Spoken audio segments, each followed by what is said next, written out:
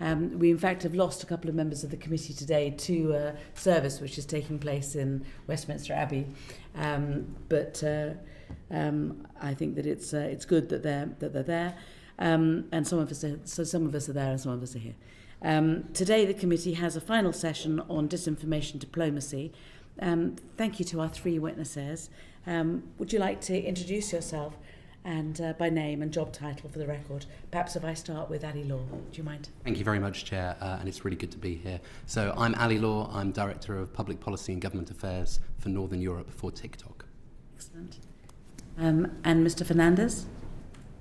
Yes, Wilfredo Fernandez, and I serve as Head of Americas for the Global Government Affairs team at X. And Mr. Agronovich? Hi. Hey, everyone. Thank you for the opportunity to appear before the committee. My name is David Agronovich, and I lead Meta's Global Threat Disruption team. Excellent. We've got a lot of questions, and we need to put them to all three companies, I think, to be fair. But to make sure that we cover everything, I wondered if the answers were able to be as concise as possible, it would be appreciated. And if you agree with what another witness says, don't feel obliged to repeat what they've said, and just say that you agree with them. That would be really helpful, and that will help us to use our time as efficiently as possible, and so that we can get through as many issues as we can, if that's all right. So I think that what we'd like to do is really talk about this in two tranches. I think the first is really about inauthentic, coordinated behaviour. So it's not the substance of what's in any posts, but rather how it's promoted, and whether or not it's being promoted fairly across your platforms, and whether you are being manipulated.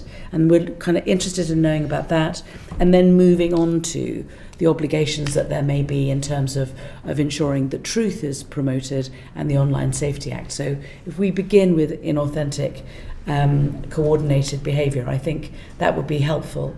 And I think the question really is, how does your definition align or differ from that used by the British government or the EU or other platforms? I mean, how would you define inauthentic, coordinated behaviour? Perhaps if I begin with Mr. Law.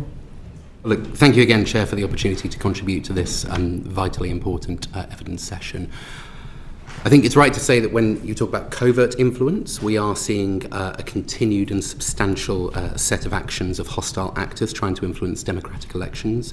The attempts are often coordinated at scale with significant resources and with across various different networks. And so as a result, in order to tackle them, we think that they require solutions that span both our businesses, industries, other businesses not present here, regulators, civil society and governments as well. From a TikTok perspective, I think you're right to set out the kind of spectrum of where this problem sits.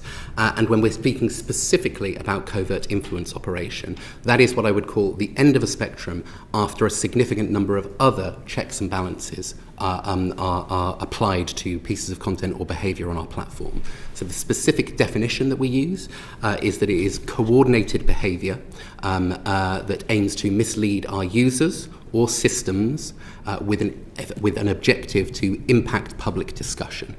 But I think it's important to note that, as I say, that's the end of a spectrum, and actually the community guidelines that we apply on mis and disinformation, on hateful, harmful content, the automated processes that we have in place for spam, fake engagement, deceptive impersonation or accounts, all of them ladder up so that while we dedicate a significant amount of resources specifically to those covert influence operations, as you say, that may be a series of posts that are non-violative in and of themselves and actually represent a set of activities that aren't covered in the other areas that I've described, but it really is a whole spectrum approach to clamping down on the ultimate harm that we're discussing.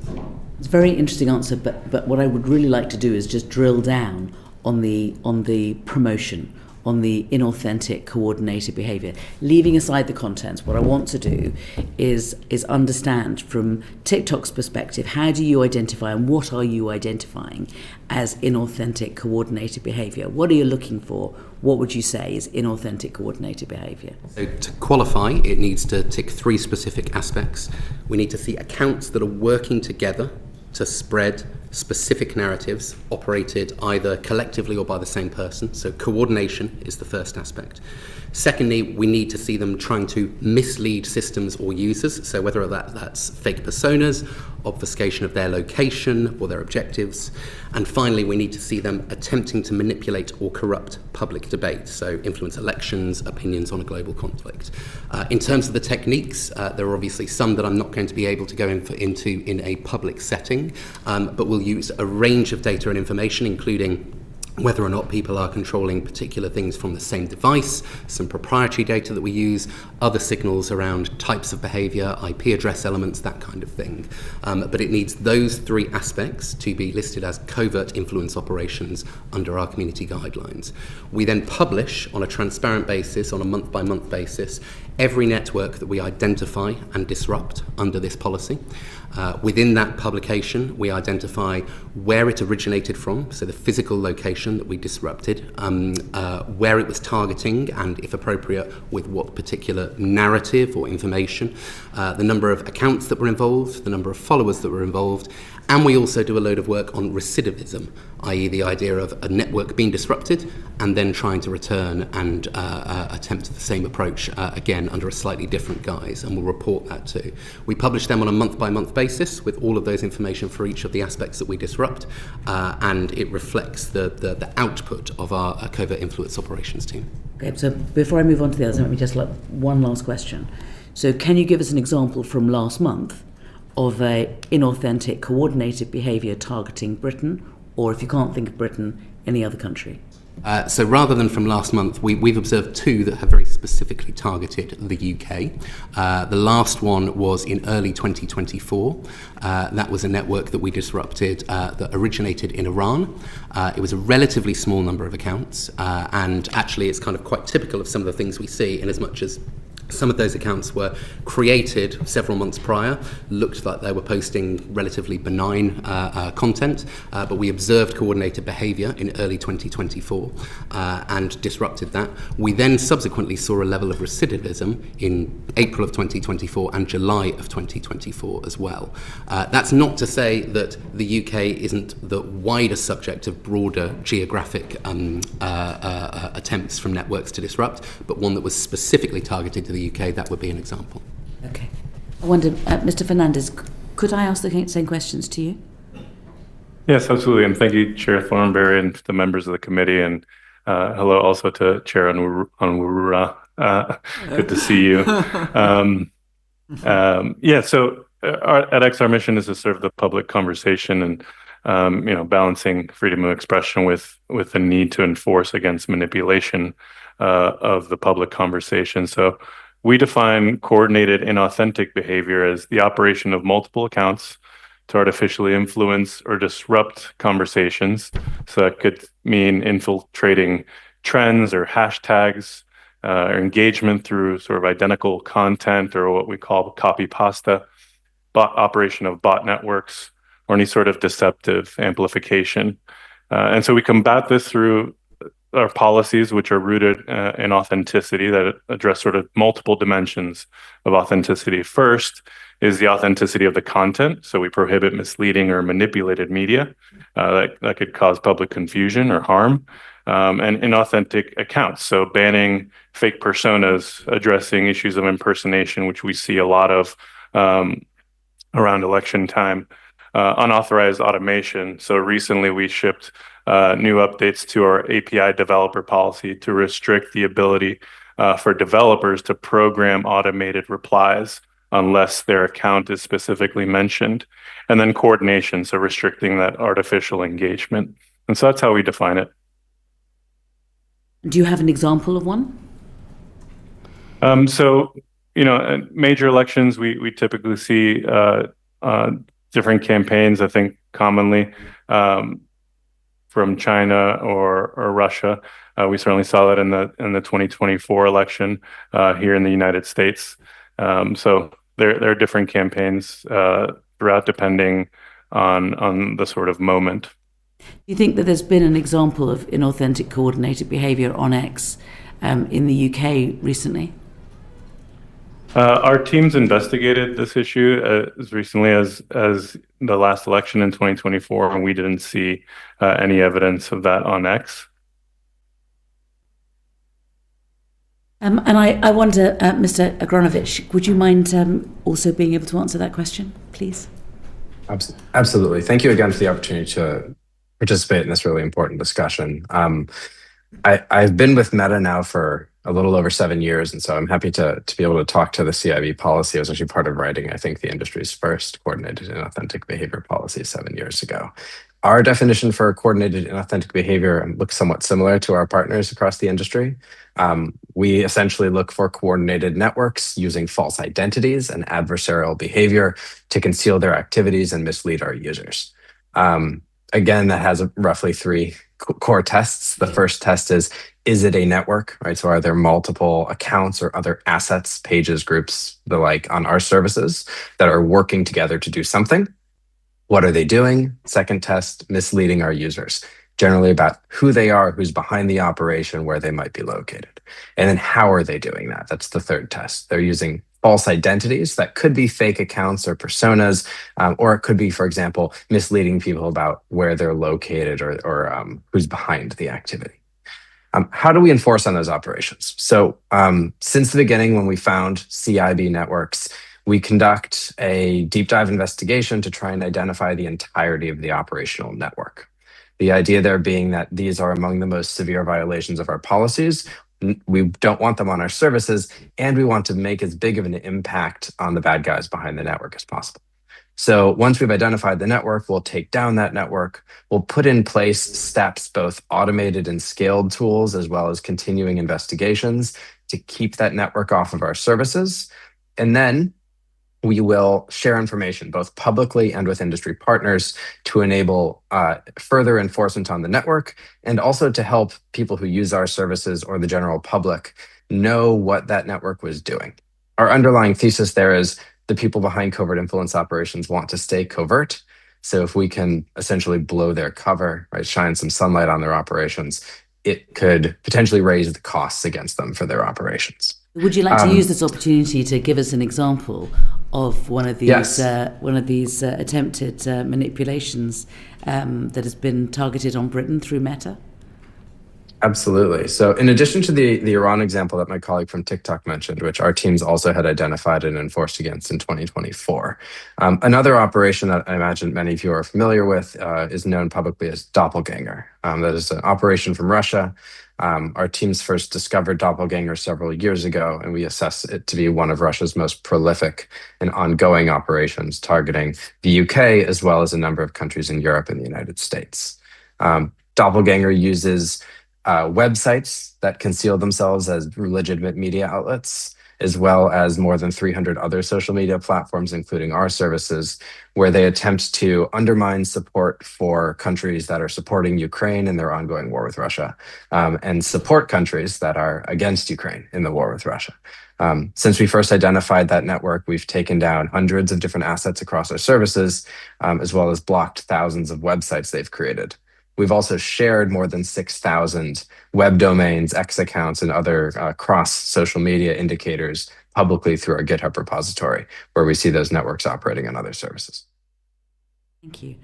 I think that and I thank you for casting some light on what Meta does to detect inauthentic coordinated behavior. I wondered if, though, it was possible for you, Mr. Fernandez, to tell us what X does in order to identify this.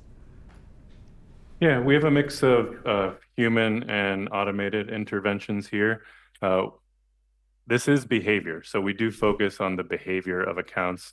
So we do look at a host of both account signals and technical signals to detect it and enforce it at scale, which largely results in suspension of these networks. And then we have measures to enforce against evasions of these bans. And so, yeah, it's pretty straightforward and rhymes with, I think, the other platform's approach. And again, can't get into too much technical detail without, disclosing sensitive details that may give bad actors playbooks to evade these these interventions.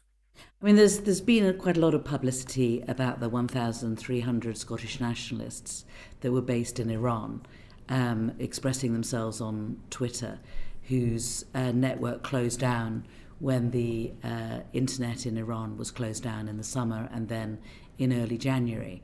I wondered whether those 1,300 accounts that had 224 million views on Twitter had finally been closed down. We have actioned a number of accounts. I don't have the specific number in front of me, but I do know we've actioned a number of accounts that sort of correlate to that public reporting. And how did you find them? Was it through the media or did you find it yourself?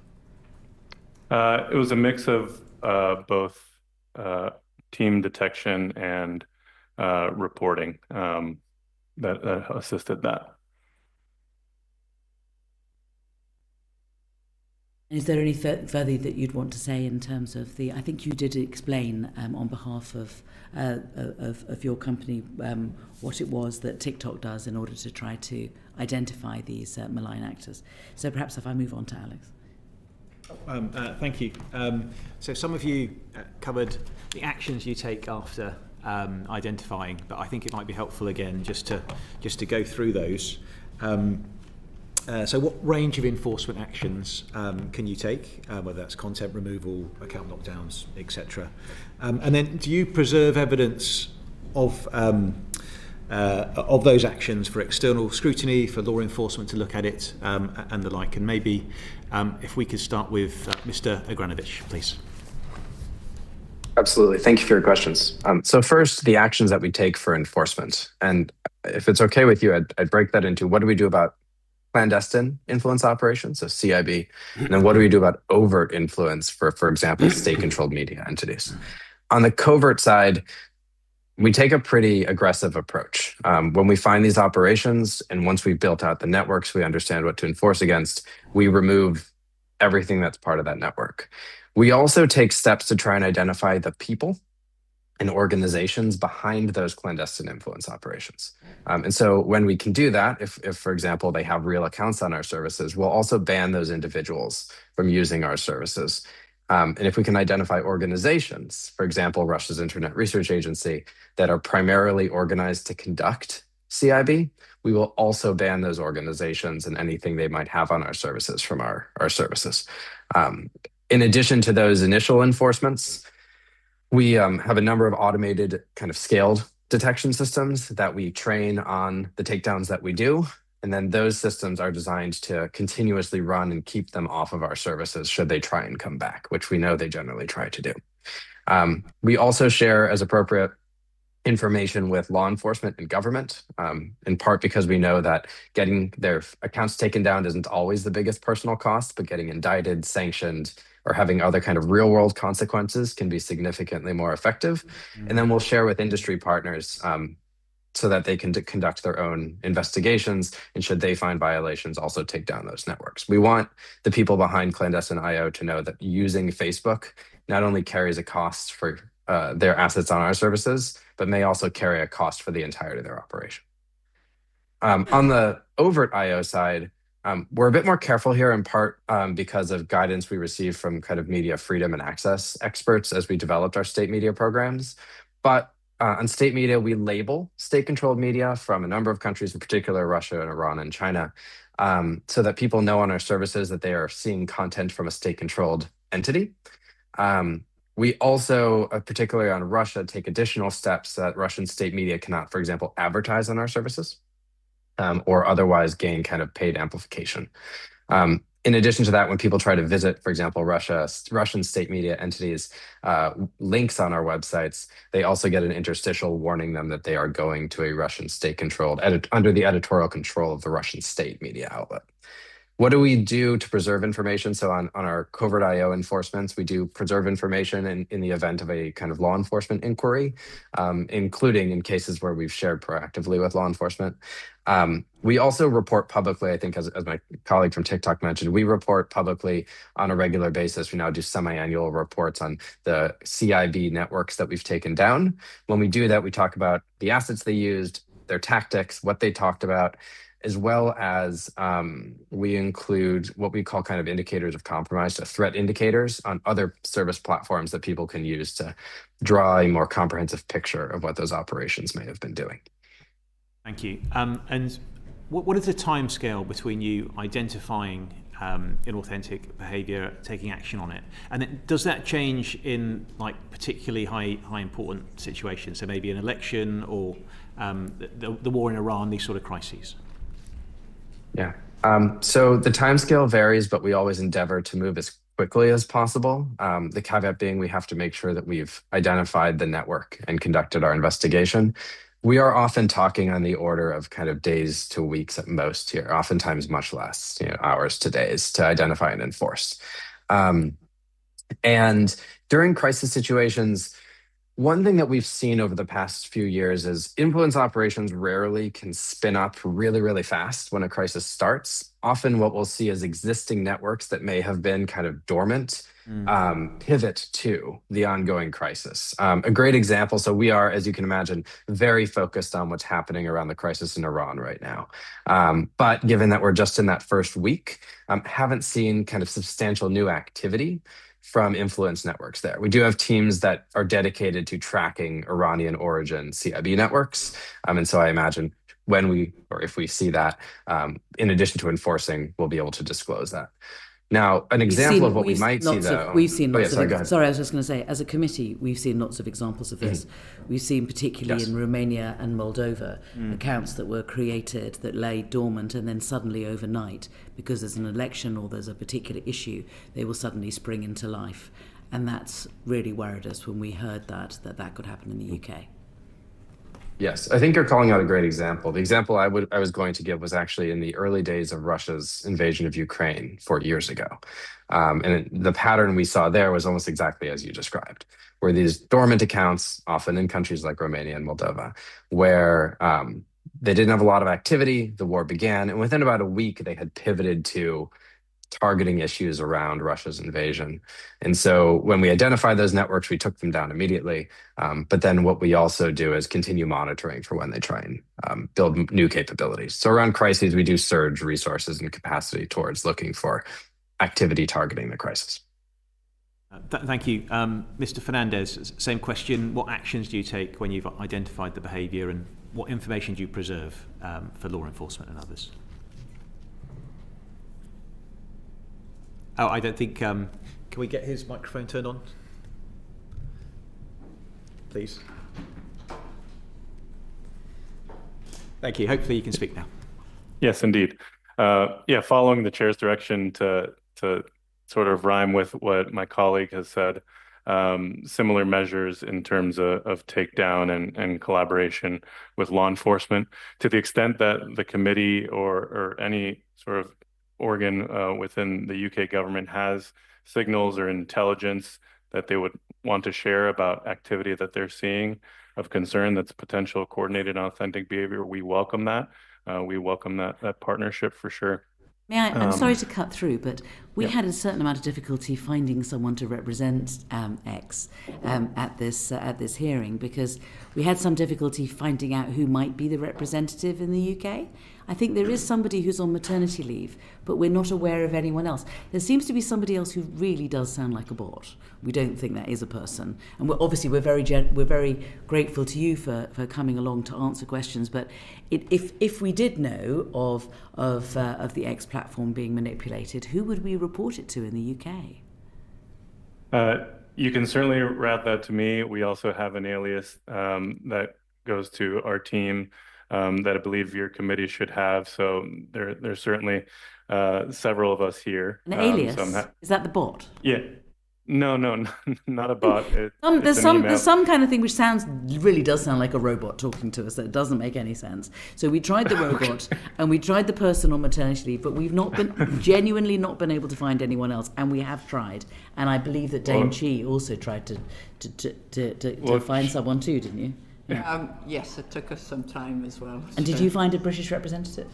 Did you find a representative of X in Britain? No. Not one who was willing or effective to speak to us. Well, I'm certainly willing, and I know I've been in touch with your staff, chair, and so yeah, our commitment is certainly to be responsive to your intelligence sharing and your information requests and all that. So please, by all means, I'm not sure which bot you're referring to. We don't have. I think we'll certainly share the information with you, but Yeah. it's just that your title is Head of Americas, so perhaps it should be Head of Americas and UK, so that we have someone we can talk to. Yes, yeah, that title is ceremonial. I do work across jurisdictions, and we are a lean global team that help plug in where we can. So by all means, you can certainly rest on me. Thank you. I suppose the same question about reaction time, and then with the war going on in Iran at the moment, there's been lots of reports about misinformation being shared on X. There's an FT article talking lots of fake satellite information, lots of AI-generated videos showing attacks that haven't happened and the like. What action are you taking with regards to this activity, and has your speed changed at all because we are in sort of a war situation? Yeah, and unfortunately, a posture that we're well accustomed to, and so in response to the Iran conflict, we've remained vigilant and steadfast, and taken proactive action on thousands of accounts. We stood up our incident response protocol, and have been conducting manual sweeps as well as automated interventions as soon as 3 hours after the initial strikes occurred. And these sweeps are running 24/7 since the crisis response protocol was initiated. And that's supplemented by working group meetings that bring together experts across our company. And so we're scaling this enforcement based on certain heuristics of the conversation and other defenses that can detect and enforce against the new forms of violative content. I think what you've seen in this conflict and recently in different types of scenarios is the power and effectiveness of community notes. So community notes have been shown on more than 20,000 posts and have been seen more than 120 million times so far because of the media matching that we have. Community notes combined with our enforcement of synthetic and manipulated media and our enforcement of our spam and platform manipulation, we have several different interventions there that help aid and enforcing against manipulation of the platform. I've reported a few accounts myself, just as an ex-user, and often I get a report 2 or 3 days later that your community note has been accepted, and of course millions of people maybe in that time have seen the misinformation, and it stays up even with the community note on after they don't seem to be taken down. Do you think that is more effective than what you had before community notes, where these things would be more proactively taken down? Yeah, we're always looking to increase the speed of notes. We introduced lightning notes, which tries to get community notes up there faster, and we endeavoring to scale the network of contributors. So we have about 1.25 million contributors globally, over 76,000 in the UK alone. So as we onboard more contributors, that will help with the speed. Also, when a user requests a note, which any user may do, we have now started to experiment with what we call collaborative notes. So AI will actually draft the note, and then the user that requested can offer suggestions to the note or edit the note. And then it goes to the network of contributors to rate. So sometimes it does take time, and others it can happen quite quickly, in a matter of minutes or hours. But we are endeavoring to make it faster every single day. So the team's super focused on that. Thank you. And Mr. Law, same questions. Sure thing, and I'll try and keep it brief. So coordinated behaviour like this is a breach of our terms of service. So the action that we take is to remove all accounts, all content that is posted. Once we remove a network, we catalogue its behaviour, and that enables us to take quicker and more forceful action if we get any signals of it re-emerging, and we can take a compressed process towards that. And that's the aspect that I mentioned earlier in terms of recidivism. We also ensure that we do preserve information. As I say, we publish things on a monthly basis, so all of the information relating to networks that we have disrupted is available on a public basis, on a month-by-month basis.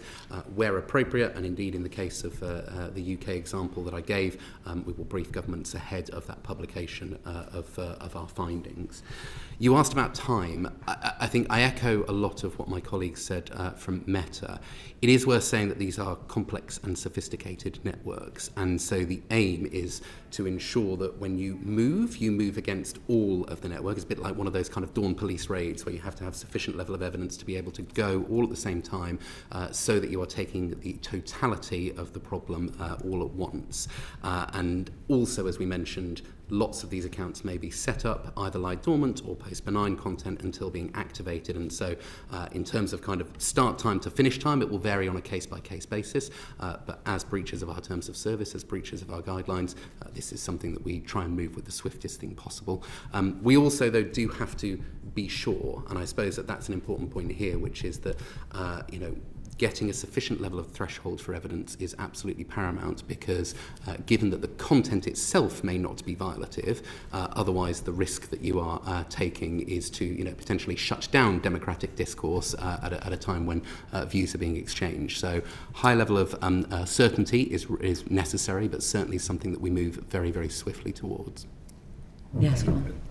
Just interested in this point, because certainly during some of our trips to certain countries, and this isn't to lay the blame in any way entirely at the feet of the social media companies, because there's also the other side of it, which is state institutions acting to, there is a flagging process where a member of the public may identify something as misinformation or disinformation. They may flag that to the relevant enforcement or electoral commission or whoever it may be. They will have their own internal process in order to go through before they come to you to ask you to instigate your internal process, at which point, at some point further down the line, that single account or video or whatever it might be may have been maybe removed or get a fairly pointless community note, whatever it might be. But none of this process seems fit for a social media world.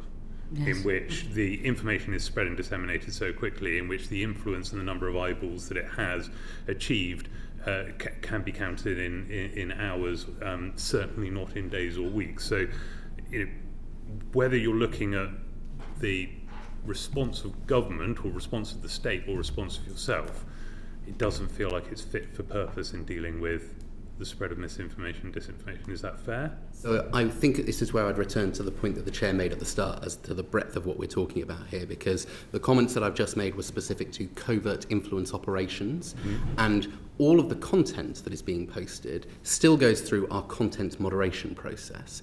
And we have community guidelines that prohibit mis and disinformation, irregardless of its intent, but if it has the potential to significantly harm society or individuals. And that is aside from whether or not this is coordinated behaviour, but if there is misinformation and disinformation being spread, then our usual content moderation process is designed to pick that up and act upon it. What does that mean? It means that upon every upload of every video to TikTok, automated moderation runs on all of those videos. It will apply AI models and other tools to scan for potentially violative content. Some of that is more straightforward. Something like nudity, pornography is prohibited on our platform. AI models are very good at being able to identify that, block it from upload. But when it comes to mis and disinformation, we maintain a centralized database of conspiracy theories that have been deemed to reach the threshold of mis and disinformation, and we can block on that basis. If we are unsure, either ourselves or because of reports passed to us, we can pass it to the independent fact checkers that we work with. They will assess it and either verify it, label it unverified, or tell us that they can't be sure. And then we have a range of options that we can take from our moderation perspective on that basis, that includes taking down that information or restricting it from the For You feed, which is the way in which most people use TikTok. The stats that we have on that are improving all the time. So from a misinformation perspective, we remove 99% on a proactive basis, i.e. that has been not reported to us, but via our own detection. We remove 90% of it with 0 views, 95% within 2 hours. None of that is to say that we've achieved what we're set out to, and it's a race that is never run, but the content moderation process is designed to tackle mis and disinformation at source before you ever get to an assessment of whether that was coordinated behaviour or not. The coordinated behaviour bit that ends at this spectrum here is, after we have determined that it doesn't breach our community guidelines, or indeed that it doesn't breach other elements of inauthenticity, such as spamming, fake engagement, which are run in parallel as well. So it is a multi-layered approach that is designed for the utmost efficacy. And that sounds great, but it's not. It doesn't coincide with our experience. I mean, obviously, I'm not going to go into Romania, but let me talk about Moldova. I mean, according to the World Service, there was a Russian-backed interference exercise, and they bought votes, there were cyber attacks, there were fake bomb attacks, there was disinformation. And disinformation, this is in the Moldovan 25 elections, so just last year, on TikTok, the disinformation activity was 23 million views, 860,000 likes. I mean, this is something which just sprang up at the time of an election. And you're telling us that you take it all down without anybody seeing anything. But the World Service says 23 million views of disinformation promoted by Russia to try to influence the Moldovan elections. And obviously our concern as a Foreign Affairs Committee is they can do it in Moldova, they can do it in the UK. Very much appreciate the concern. It's a concern that we have, of course, too, because fundamentally at the heart of the TikTok experience is people getting an authentic experience with genuine views and exchanges. I think, and look, I'm happy to talk about Romania as well. The sophistication of the actors that we're talking about does mean that we will continue to see all of the platforms that are both giving evidence today and indeed a series of other platforms as continued vectors for attempts from absolutely. hostile I mean, the actors fact that 3 of you are here, you're only representative of a much wider problem. I mean, I appreciate that, and we are grateful to you for coming. Thank you. But I mean, in those instances, and indeed in Romania, we still did indeed observe and disrupt the networks that we were referring to. I think what this in part... Only after the election was called off. Well, in Romania, we disrupted from September 2024 onwards and reported in November and December of 2024. And it's also the case that whenever we go into an election, and from TikTok's perspective, we launched in 2017, we've been through about 250 elections worldwide.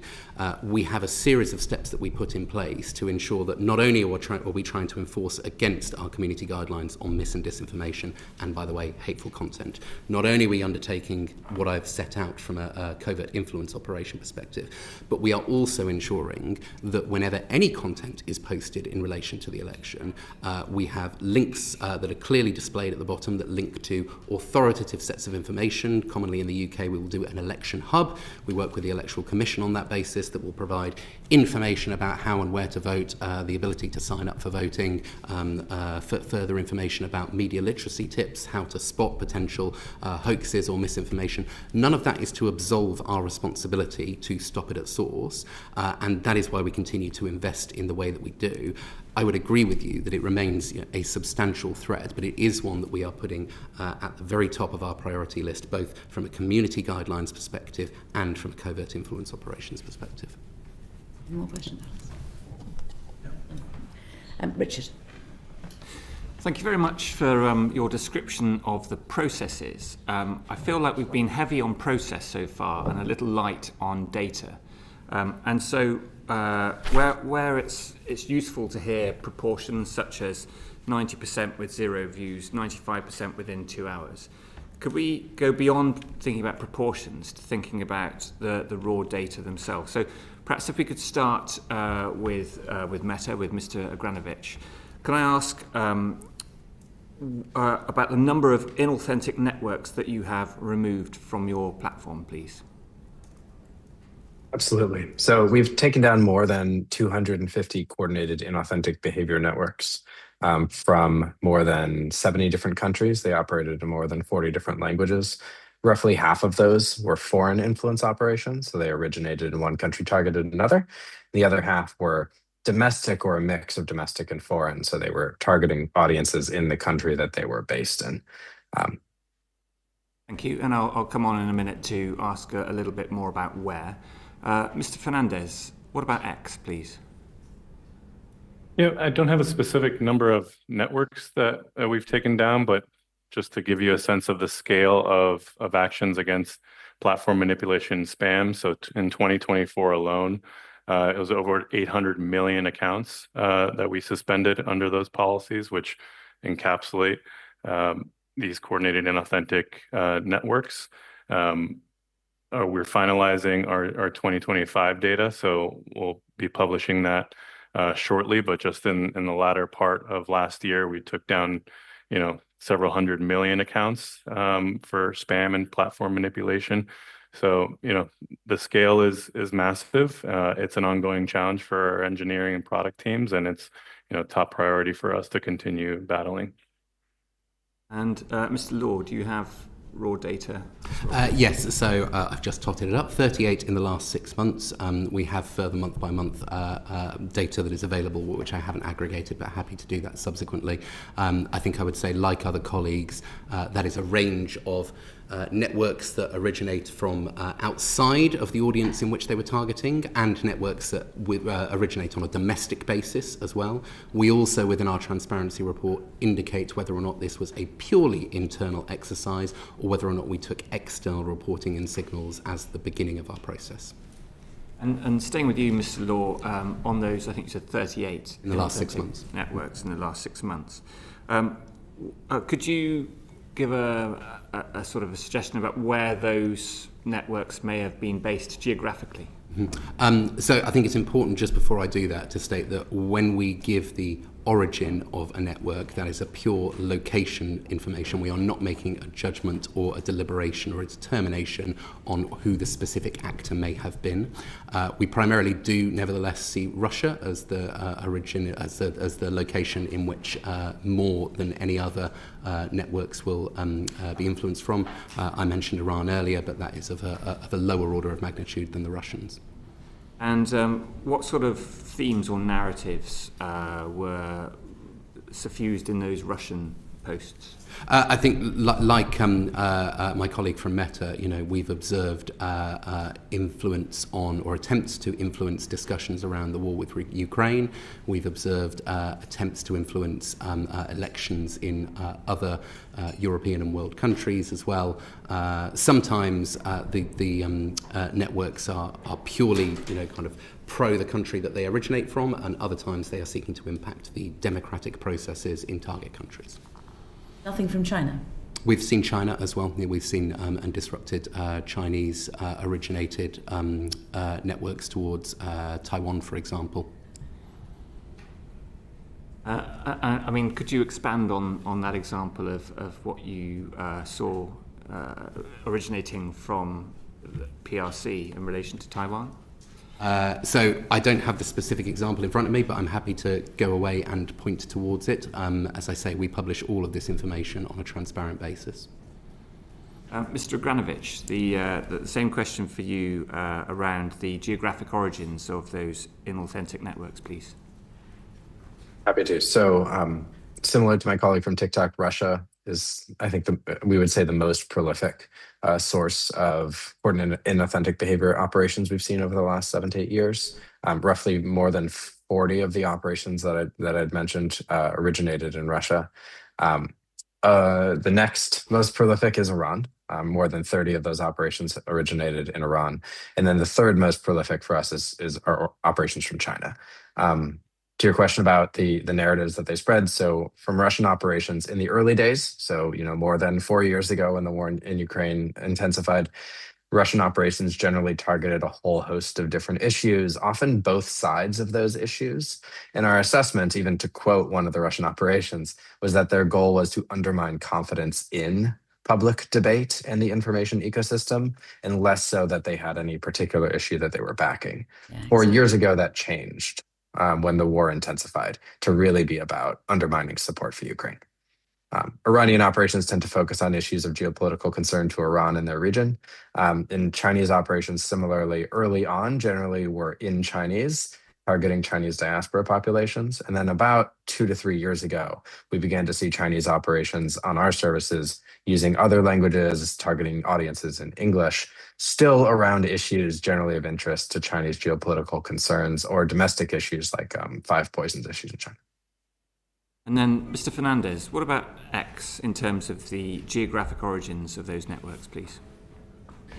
Yeah, I think the top three that were mentioned, Russia, China, Iran, is the same for us. With Russia typically being the leader amongst those three. And for X, what are the sorts of narratives that you see in relation to Russia?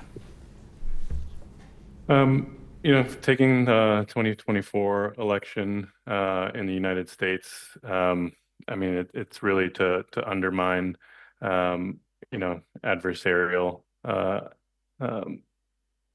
entities and jurisdictions, and stoke division, really narrative based, but also broad sort of operations in terms of number of accounts. So they try and sort of flood the zone with a particular type of narrative. Could you give an example? I don't have any examples in front of me, but happy to follow up with the committee with some examples. Thanks, Chair. Sorry, Mr. Fernandez, I just wanted to clarify something I thought I heard you say earlier, which was that you've removed 800 million accounts from X. Did I hear that right, or did I get that wrong? Yeah, so in 2024, we had 799 and change million account suspensions under our spam and platform manipulation policy, which encompasses this sort of inauthentic behavior. So this behavior, the way it manifests on X is sort of spammy. Be clear, when you say a suspension, is that a temporary suspension or a permanent removal? No, permanent removal. These accounts. Because I only ask the question just because the internet tells me you've only got about 600 million active users.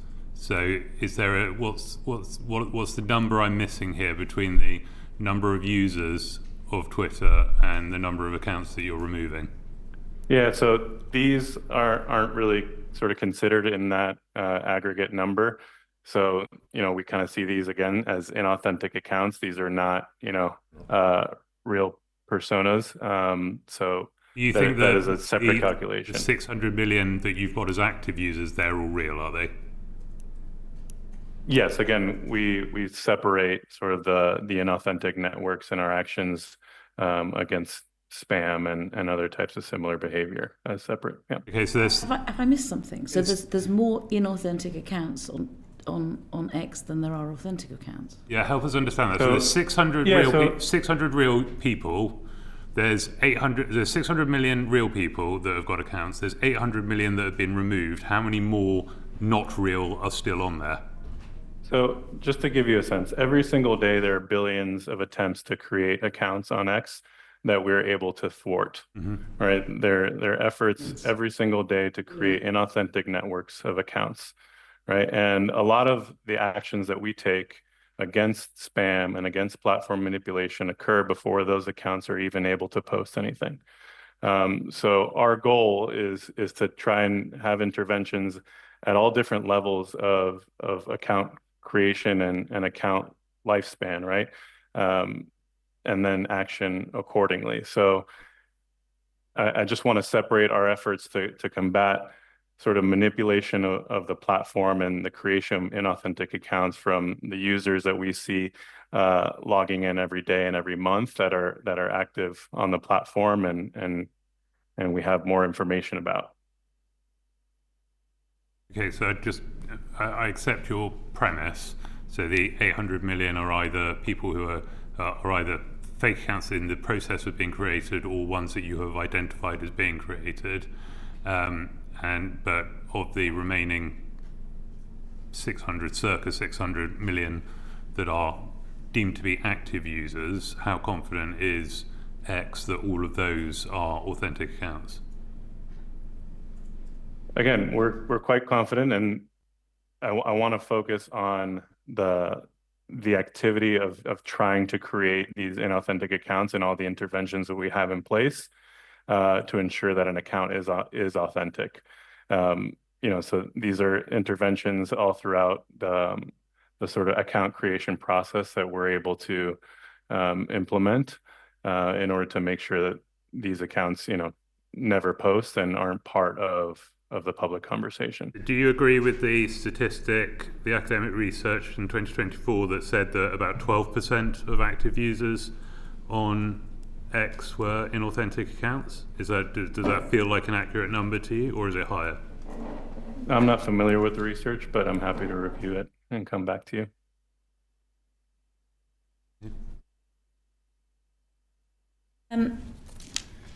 Go on, John. All three of you have told us about how active you are in seeking out and removing inauthentic accounts.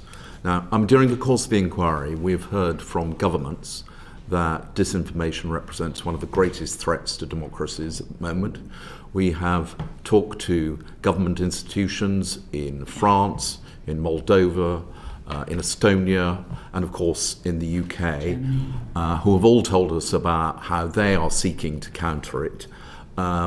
And we've heard from NGOs who are monitoring it. I have to say all of them have suggested to me that the platforms have not been wholly cooperative in trying to prevent it. And I note that all three of your companies are currently under investigation under the Digital Services Act by the European Commission for failing to provide the information that you should to regulators. So I just want to ask, to what extent do you think that is unfair, or is there more that you can be doing working with governments and regulators to prevent what is a considerable threat to all Western and democratic governments?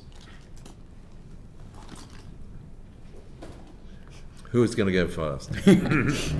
Ali, you're in the room, so I'm happy to. So, I think just to be clear, so in terms of the DSA investigations that are ongoing with the Commission, that there are a number of them, but I think as it pertains to mis and disinformation, we're being incredibly cooperative, and I think that's been noted by the Commission, specifically in relation to the Romanian election, where there is an ongoing investigation. So I don't think it's a case of not providing relevant information. I think that they are assessing things in its entirety.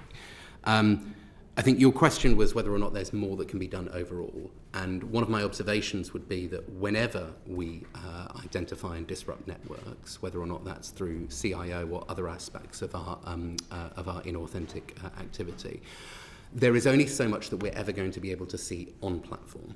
So one of the common things that we will see is a level of coordination that takes place off our platform, either using encrypted messaging services or other kinds of features, or indeed sometimes directly in real life or more traditional methods of communication as well. And the challenge for us as platforms is being able to use the signals that we have from our services to be able to identify that coordinated behavior, when if actually it's taking place off platform, we might only have the output behavioral signals from them rather than any evidence of the coordination itself.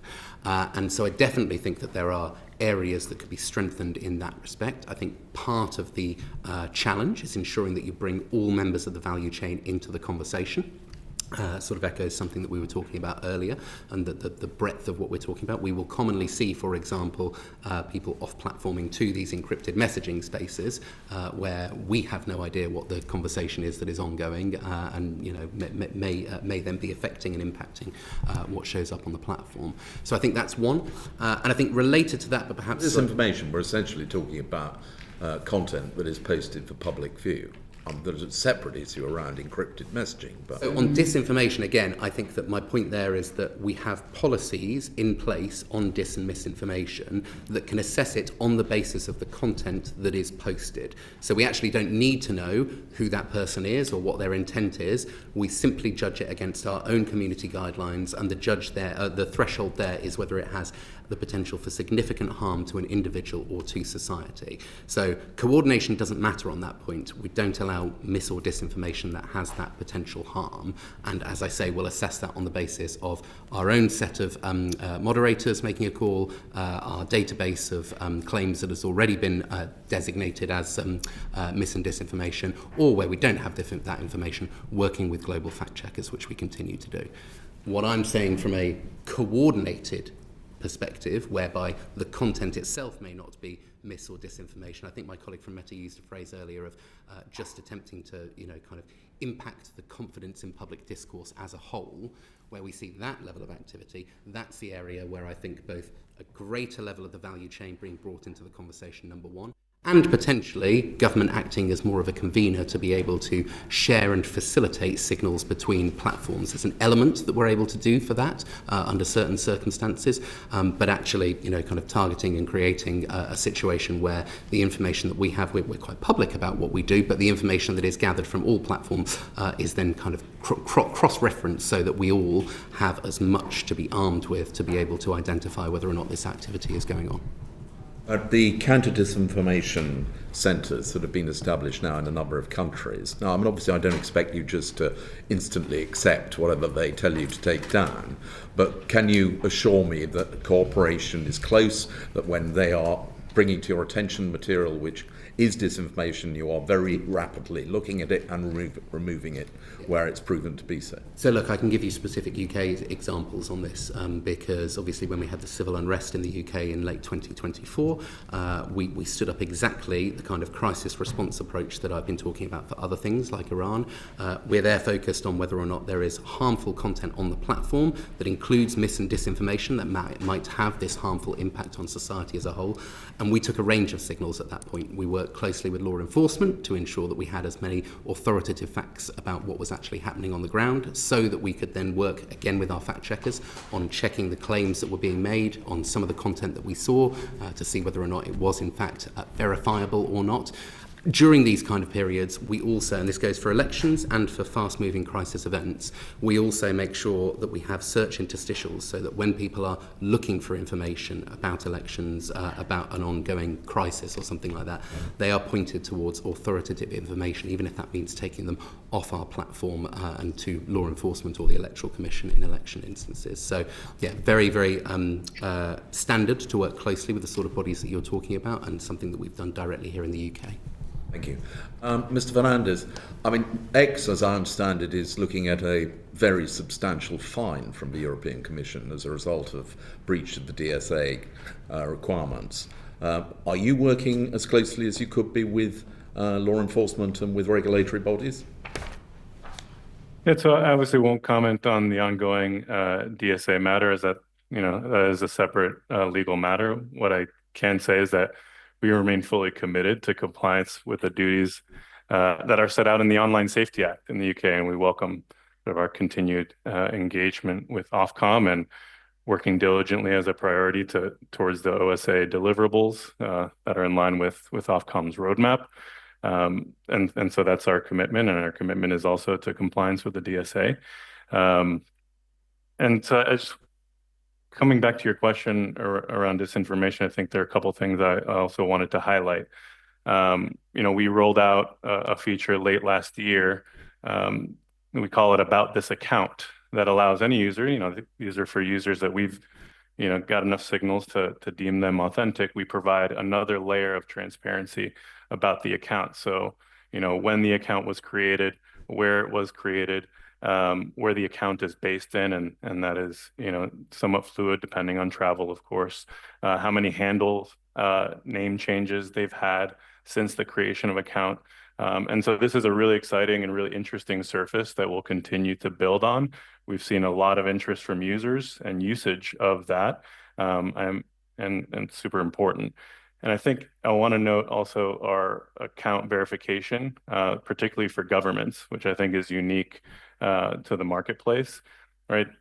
X is a place for digital diplomacy. It's where we go to understand when things are happening, and where world leaders and local leaders go to engage in the conversation and speak to their constituents. the gray checkmark uptake has been really significant and really encouraging to see across the world, and is again another signal of authenticity that when folks come to X, they can see that this person is a representative of their government or a leader of their government. And I think that's really important to the public conversation and its integrity. And just to repeat the question I put to Mr. Law, X is committed to working with government counter-disinformation bodies, and you will respond as quickly as you can when it's brought to your attention. Yeah, certainly. Yeah, we welcome intelligence on these networks, wherever it may come from, right? I think there are all sorts of stakeholders that contribute to open source intelligence and threat reporting. And so absolutely, if the UK government has signals of these coordinated networks, we certainly want to know about it.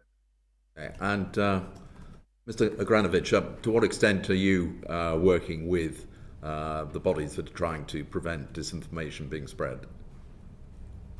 We do work quite closely both with civil society partners, so open source research groups, disinformation research organizations, as well as kind of the counter disinformation centers. We were one of the early partners, for example, of the Center for Hybrid Warfare up in Finland. And so, yes, in addition to welcoming leads from those organizations, we also, where we can, share information about what we're seeing from those networks to help improve their own investigative capabilities. As both my colleagues mentioned, we always conduct independent investigations based on the leads that they share with us. And so if we do enforce, it's based on our own internal investigative work, but we welcome information from those organizations to help us find things we might not have found ourselves.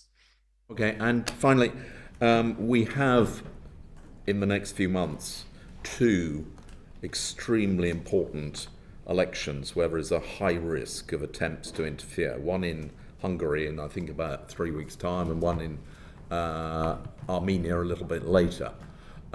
We know that both of those are likely to be subject to attempts to influence the election by Russia. To what extent are you active in trying to ensure that doesn't happen? I'm happy to take this one first. Yeah. So we are very focused on both of those elections. So the strategy for us here is, on one hand, we have kind of expert intelligence investigators whose job is to track known threat actor countries, Russia, China, Iran, and the like, consistently and continuously across our services. So they're going to keep doing the work that they were already doing, looking for those operations. We also will surge teams to look specifically at those elections with the goal of identifying and disrupting potential activity that might happen targeting those elections specifically.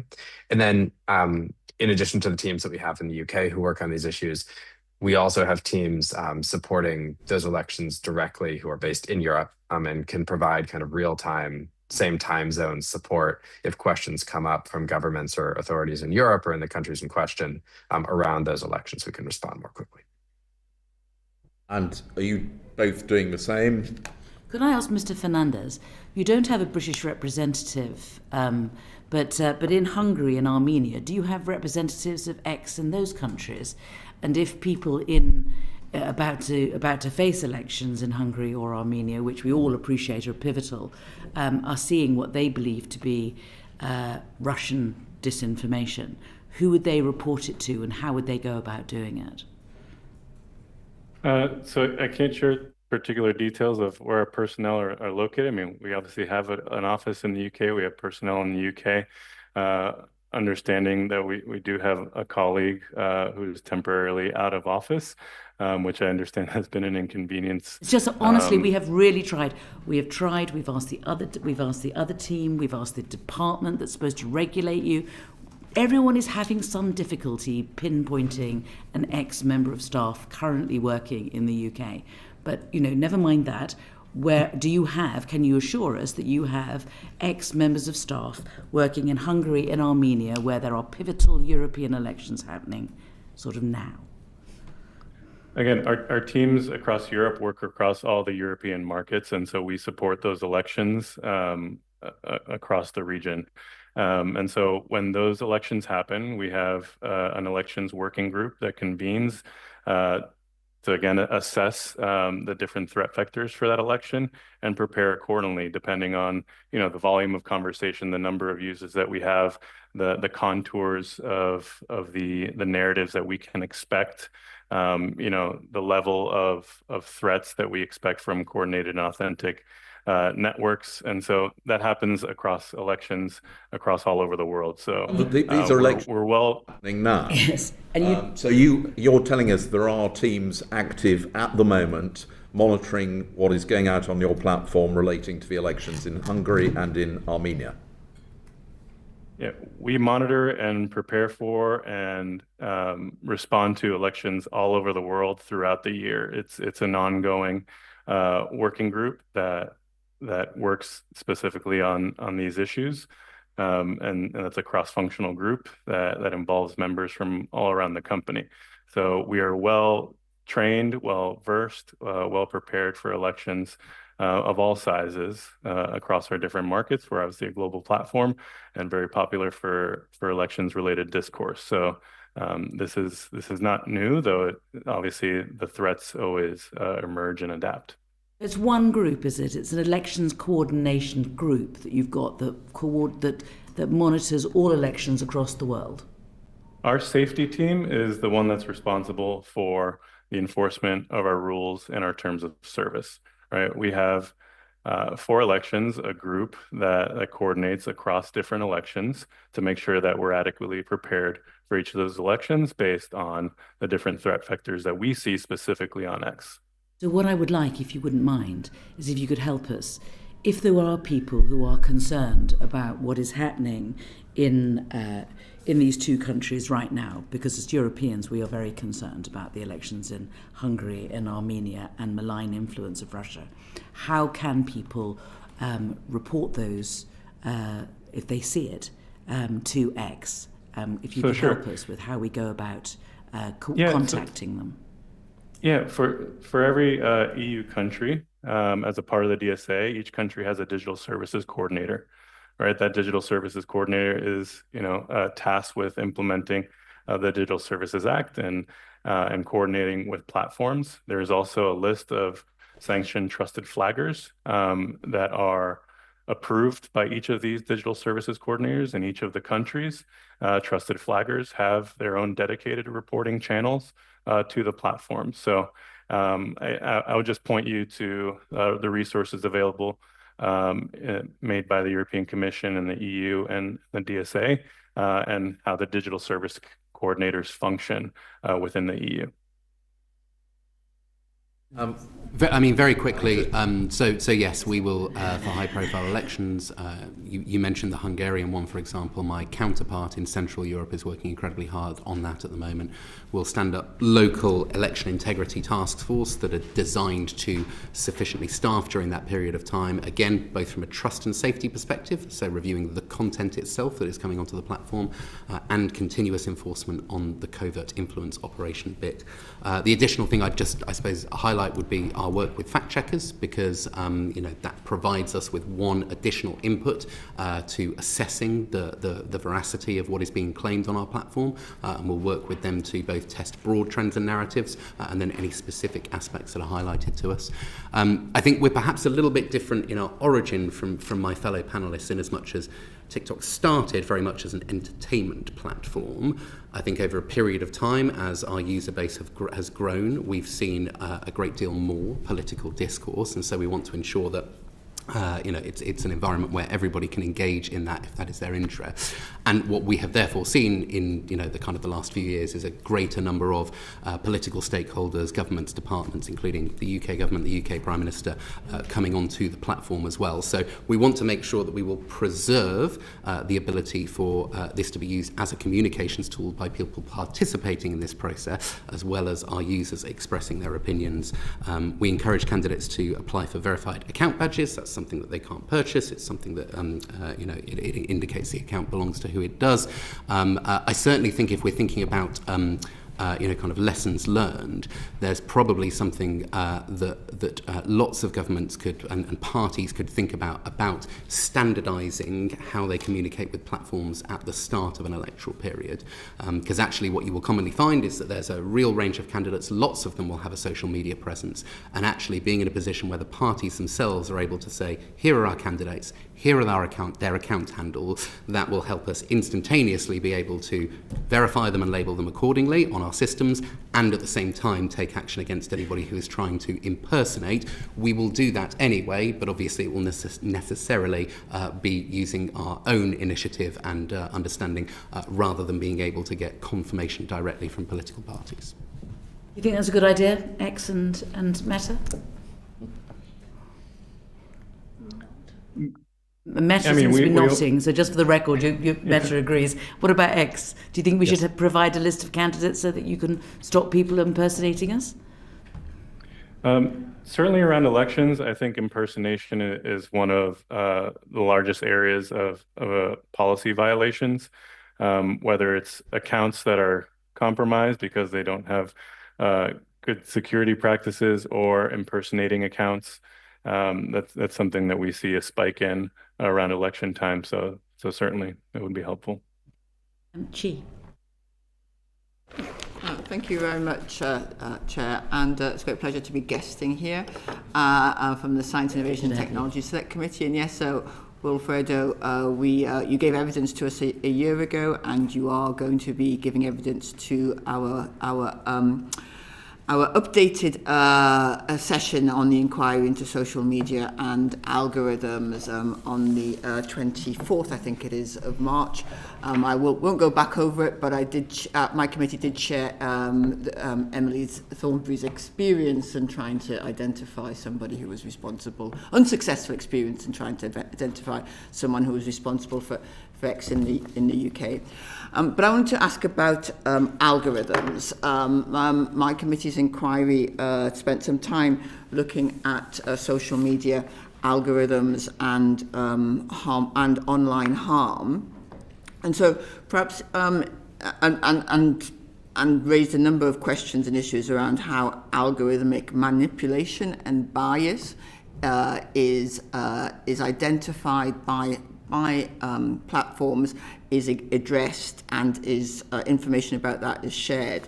So perhaps I can ask each of you just to say, how do your ranking in recommendation systems assess and mitigate the risk that disinformation is amplified by the algorithm because it is highly engaging? How do you address bias in the algorithm itself? And equally, how do you manage the risk of over-moderation when it comes to legitimate political speech? And I will start with you, Ms. Ali Law. Yes, very happy to. So I think worth just spending a moment talking about the way that TikTok operates in this respect. So TikTok, we operate on what we call a content graph, not a social graph. And what that means is if you're a TikTok user, you don't have to follow anyone. You will land on the For You page, and the For You page is populated with videos that, based on your behavior and your preferences, we believe that you will like.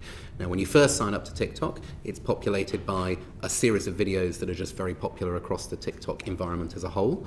And say you like videos 1, 3, 7, and 8, it will take that information because you watched it or liked it or commented on it. It will cluster it along with other users that like those same videos, and then it will identify other videos that those users liked and serve up a selection to you. So the algorithm itself is comparatively content agnostic in the way that it operates, and it reacts to the signals that you give it rather than saying it specifically knows a particular type of content that you like. The other, I think, important aspect is that you were asking about disinformation and getting amplified in some way. That falls under the content moderation approach that we have, which, as I explained earlier, involves ensuring that every video that is uploaded to TikTok is scrutinized at source by automated tools before it hits the platform, assessing against our community guidelines. Either it has the confidence to be able to say, no, that is violative of our community guidelines, or it might pass it to human moderation team, and in the case of mis and disinformation, we may work with fact checkers and the global database that I talked about. So the process that we go through should ensure, and with the amount of stats that I gave earlier, 90% of misinformation, 0 views, 95% taken down within 2 hours. Having said that, of course, there may be edge cases or cases where you may miss something. One of the things that we do from a TikTok perspective is we re-moderate on the basis of a piece of content getting a greater level of engagement. So if the content sits on the platform and is not being watched, but if it then hits 1,000 views, 10,000 views, 100,000 views, we will pass it through the moderation process again to ensure that we are applying the community guidelines against it and taking action where appropriate. I then think that you were sort of asking about the kind of idea of biasing as well. So from our perspective, we want to try and ensure, as I say, that people have an experience that delights and surprises and engages them. The kind of content agnostic element of our algorithm really helps that. But the other thing that we make sure that we do is we try and ensure that we have appropriate dispersal, so that when somebody is watching a series of content, they don't just get served up dog videos because they've engaged with a few of them. We show them a real variety of different things.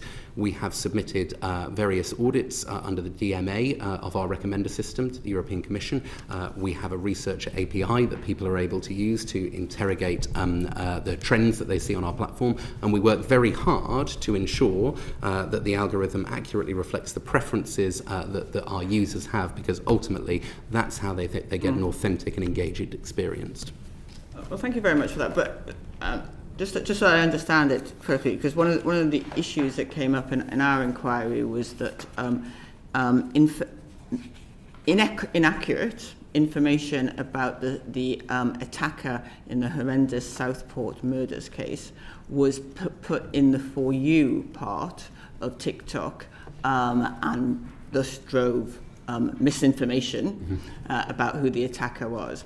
Now, is what you're saying to me that wouldn't happen now because it would be identified and taken down immediately, because that level of misinformation was a consequence of how quickly it went out?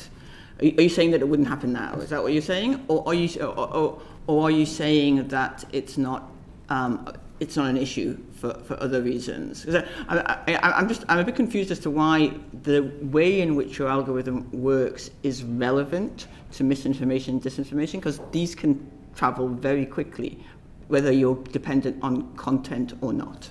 So in the specific example that you gave we discussed last year, the false name of the attacker was something that on TikTok showed up in the suggested search box. So this is where you go and search about a particular issue and it might autocomplete with some suggested terms.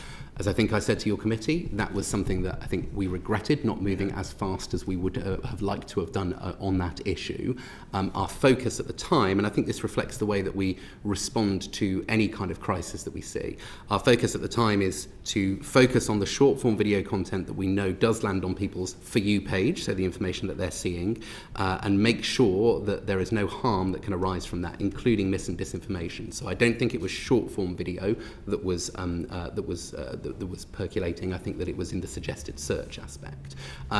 When we are responding to these crises, this goes back to the point that I was talking about earlier. The need for accurate and up-to-date verified information is obviously of the utmost importance. Now, the way that we work with fact checkers is to ensure that when there is a claim... I just don't want to interrupt you, but you have talked about that already. What I'm asking about now is, these things happen very quickly. How does the algorithm make it more likely? Does the algorithm make it more likely that engaging content will be amplified before perhaps your fact checkers had been able to check their facts? So when we refer something to our fact checkers, we take it out of the For You feed, so it's not available as part of the thing that people will scroll on. And when it's under verification, it will still be available on the platform. We talked a little bit, and I think your final question was about kind of that balance. So we don't want to be in a situation where if these are legitimate claims or claims of opinion, we are completely and totally removing them. But we do take it out of the For You feed, and therefore out of the place where people can just sort of stumble upon it. We'll refer it to fact checkers. They'll come back with either verifying it. Okay, I think you've gone through the process a few times. I just don't think you're addressing the point of whether more engaging content is more likely to be amplified.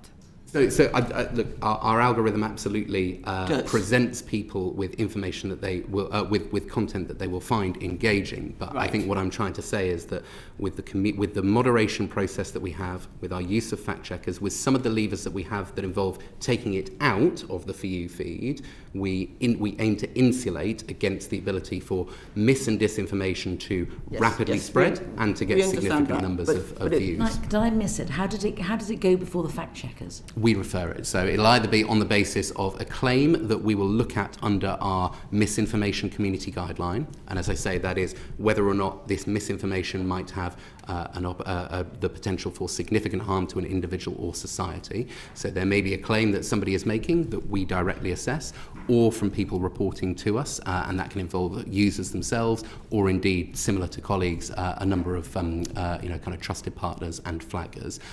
The first bit, as I say, is checking against a database of known conspiracy, and those are the sort of things that we will commonly be able to prevent even being uploaded in the first instance. This takes time. It takes time. Yes, although, as I say, 95% of misinformation posts were removed within 2 hours. Yes. And during periods of time. Yes, the 5% can be a significant number. Okay, thank you very much. Mr. Fernandez. Yes. Thank you, Chair, and I look forward to diving deeper into this topic in a matter of weeks. Following up on our conversation a little over a year ago, we've since made significant updates to our For You recommendation algorithm, and we've published the code for that as of last month. So you can go to GitHub and go dive into the code base and the architecture of our recommendation algorithm for yourself and provide feedback. That's something we'll continue to update as we update the algorithm. So we're proud to be that transparent and look forward to the input of the global sort of developer community and user community on the algorithm. You may have also seen it's not available yet in the UK, but in the US, Canada, and throughout currently in the Middle East, we've provided the opportunity for people to have their own filters on the For You recommendation tab.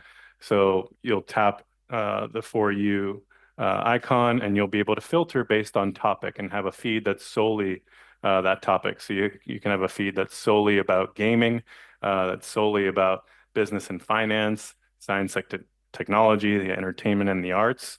And so that's a way to give users a lot more control over their feeds. And so we're really excited about the feedback that we're getting and excited to roll that out to more markets. We think it's a great way of offering algorithmic choice. And of course, that's in addition to the choice that they already have between For You and following and creating their own custom feed using lists. You said that you've published your some of the code around your algorithm. Do you test the algorithm to see if there is potential bias in the ranking of content? Yeah, so as you'll see from our model, it's not based on specific content. It's based on the user and what we think is going to be relevant to the user. So that may be, different for everyone. So it's not based on, a specific type of content that we've determined.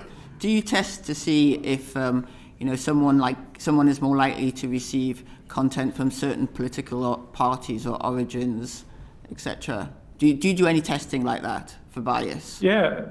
Yes, of course. We want users to be able to see a spectrum of types of content, right? X is a place where we see robust debate on any particular issue. Do you test for political bias? I'm a part of the engineering team, so I can't speak specifically to their tests and experiments, but certainly we want people to come to X to seek the truth, to engage in an interesting discourse and debate, and to see all sides and all spectrums of a particular argument or issue. So that's sort of objective truth-seeking mission is what we're all about. You think that those people who say that X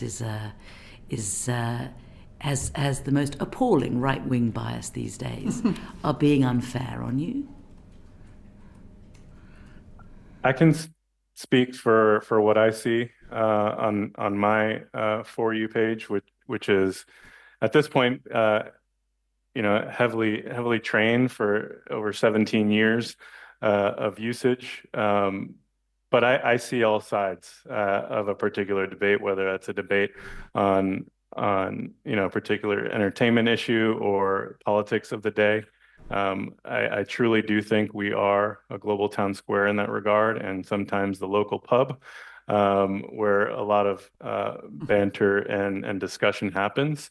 And so I do see. You don't think that your pub is full of Reform sides. voters, and particularly Reform members of Parliament, whose tweets do seem to be amplified more than other members of Parliament who perhaps have many more followers?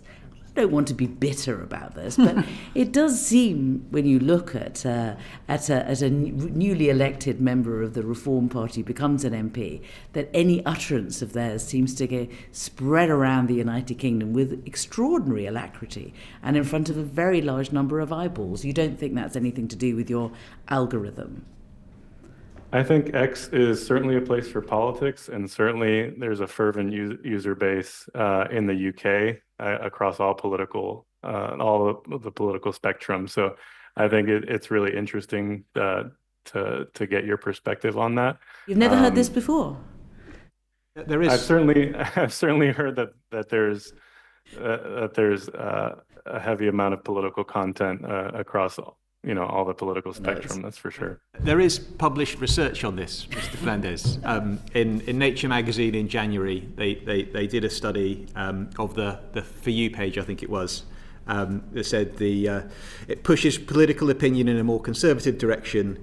It was influencing more conservative perceptions of the criminal investigations against Trump, more conservative views on the war in Ukraine, and the algorithm led users to follow more conservative activist accounts than it would otherwise. Okay. I mean, there's public research. Certainly, I'm a left-wing politician. When I go on the For You page, I get a lot of far-right American content on my page. I think. Are you denying the research? What's X's position? I think that research was based on data from about 3 years ago, so it's not really relevant to the algorithm that you're experiencing today.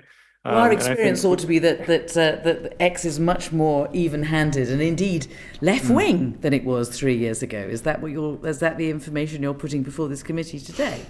I think we'd welcome fresh research and study, and I think query whether whether a particular user wants to be in a particular echo chamber, or whether they want to see perhaps opinions of folks they may not agree with. And I think that sort of balance is important to the public discourse. I think the balance is the problem, because you're presenting people with views from one particular direction that they don't agree with, but maybe not views from the other direction. Certainly in all of our experiences and according to the research, and I'm sure this is not just a UK problem, it's an international problem that's pushing the Overton window, if you want to say, in a particular direction.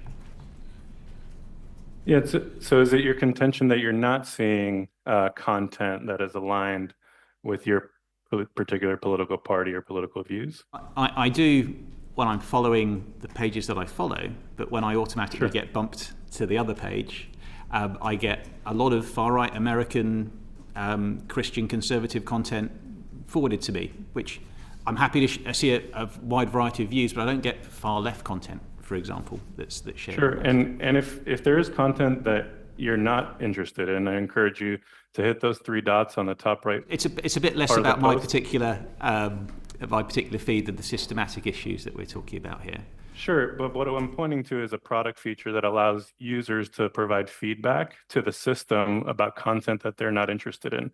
So when you hit those three dots, you can say, I'm not interested in this post, and either the content, and you can select that the content is either not relevant or that you'd like to see fewer posts from this account. And that helps the algorithm sort of reinforce what your preferences are.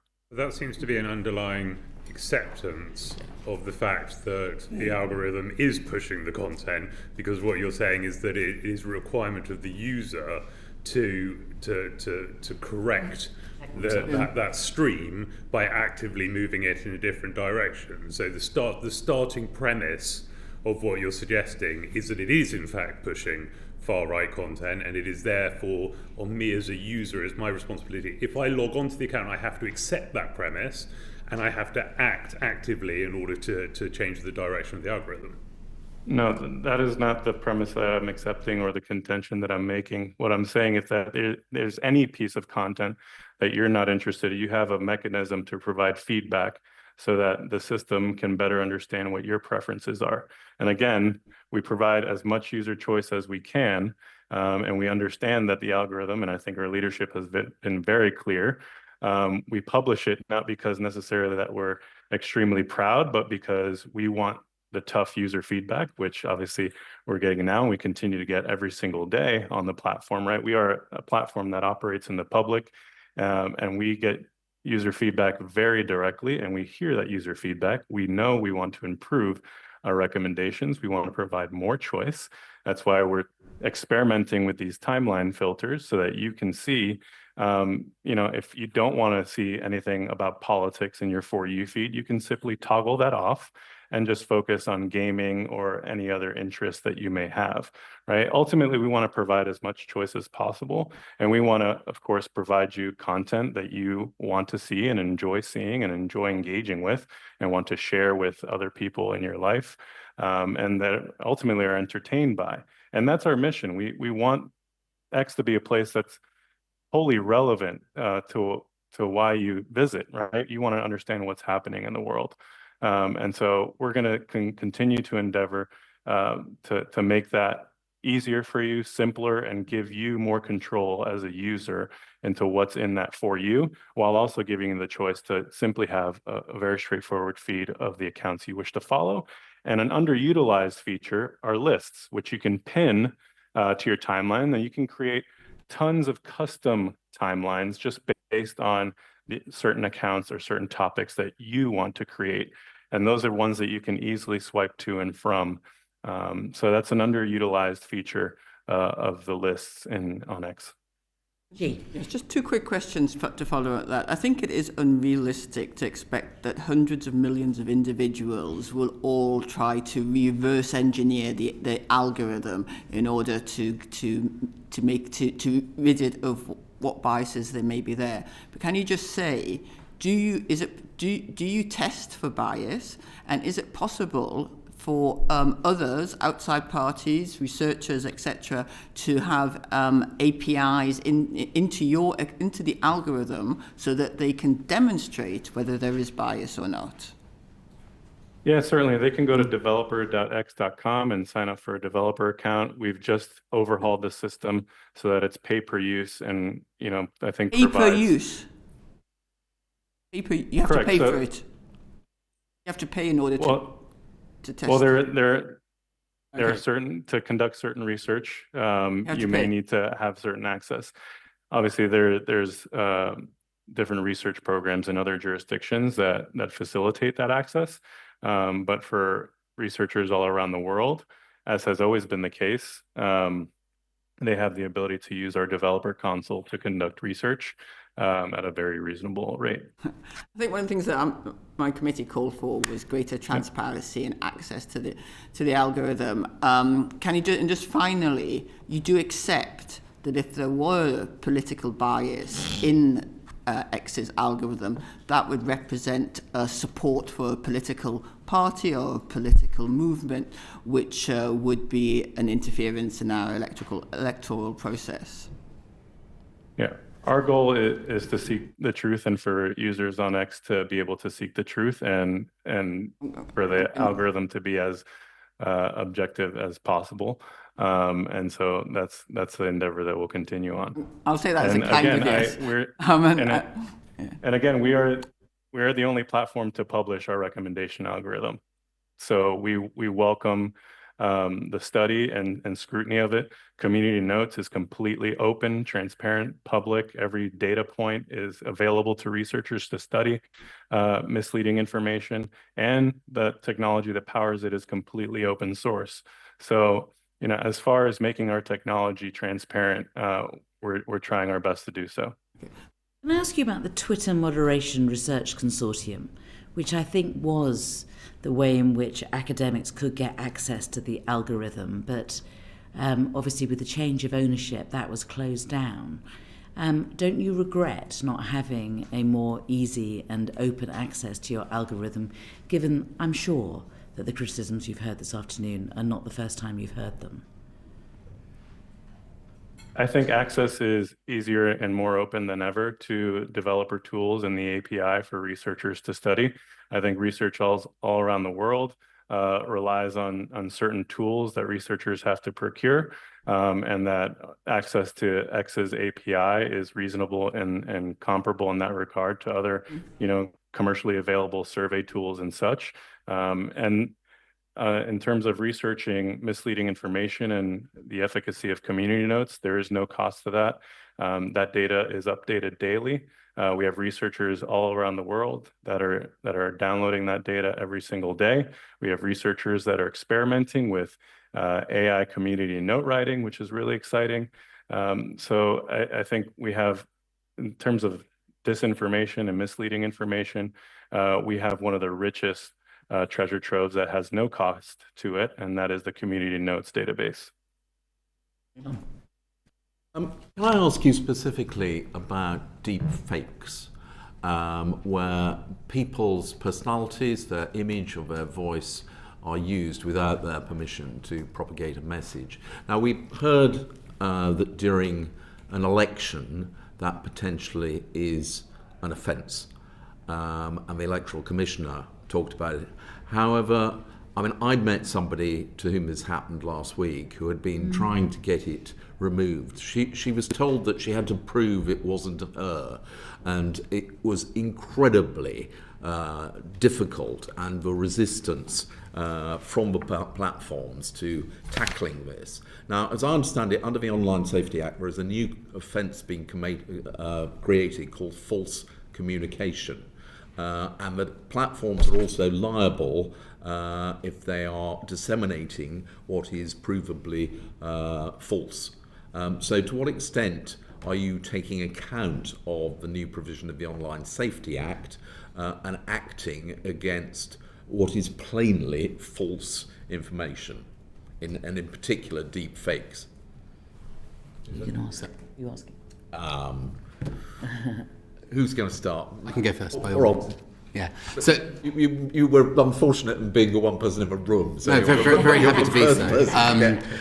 Look, I think from our perspective, the Online Safety Act itself is something that we obviously comply with. We've been regulated by Ofcom since 2020 under a previous regime, the VSP regime. But new laws or new obligations don't change the approach that we've taken already on this issue. So the first thing is, anything that is violative in our community guidelines is violative whether it is AI or not. So we always assess it on the content in and of itself first. When it comes to AI and synthetic media, we don't prohibit deepfakes of private individuals without their consent, and of public individuals if they are endorsing a commercial product or endorsing a political stance. You do or you don't allow? Don't allow. You don't allow private individuals to be deepfaked? Without their consent. Without their consent. Or public figures if they are endorsing a product or endorsing a political stance as well. Now, obviously, the sophistication of AI is increasing. I think that has huge potential creative upsides for creators, but it also means that we have to reflect that challenge in the way that we approach enforcement. We do a number of things. We were I think we were the first video sharing platform to implement the C2PA provenance code. So that's where you take metadata from where an AI clip is generated.